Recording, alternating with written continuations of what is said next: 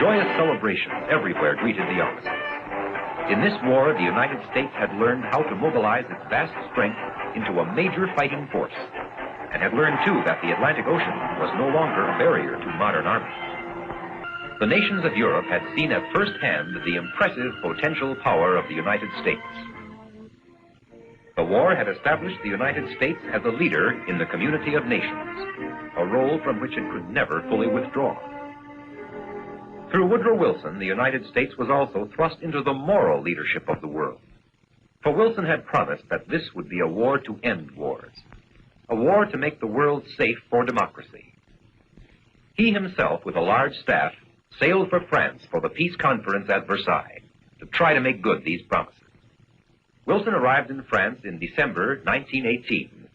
There he was besieged by the people, whose hearts he had stirred. The hearts of men have never beaten so singularly in unison before. Men have never been so conscious of their brotherhood. Before the peace conference, Wilson visited England and Italy. Everywhere he was hailed by vast crowds.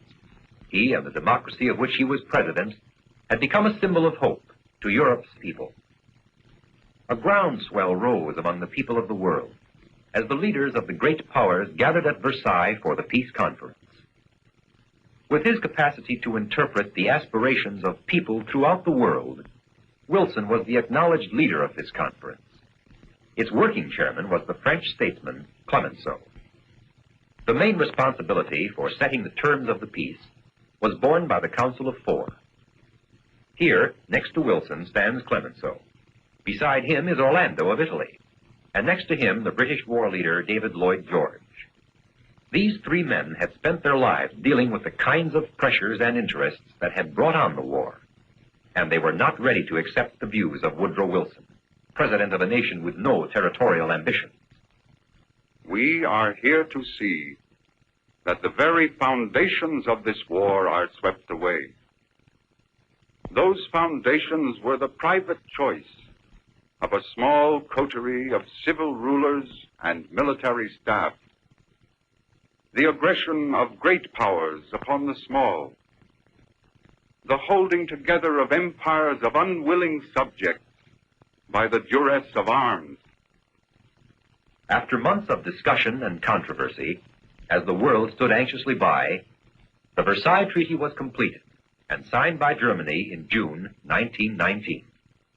It was not the peace without victory that Wilson had envisioned, but it contained the one provision Wilson thought most essential, the founding of a League of Nations to provide the machinery for international cooperation. But the United States Senate still had to ratify the treaty and the League. Wilson explained the League to his people this way.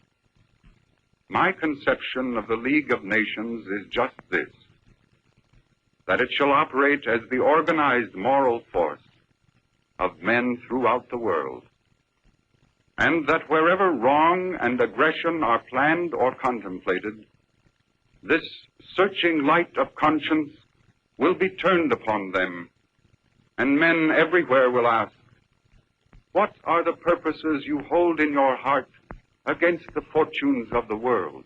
Although a majority of the Senate voted for ratifying the Versailles Treaty, Wilson was unable to get the necessary two-thirds vote. The League of Nations met, but was repudiated by Wilson's own government. For many Americans were not yet ready to accept the position of world leadership which the war had thrust upon the United States. As Europe searched for a way to dig itself out of the ruins of the war, the United States returned to its traditional policy of isolation. But a new generation of American school children, as they studied the revised map of Europe, could no longer think of it as very remote from the United States.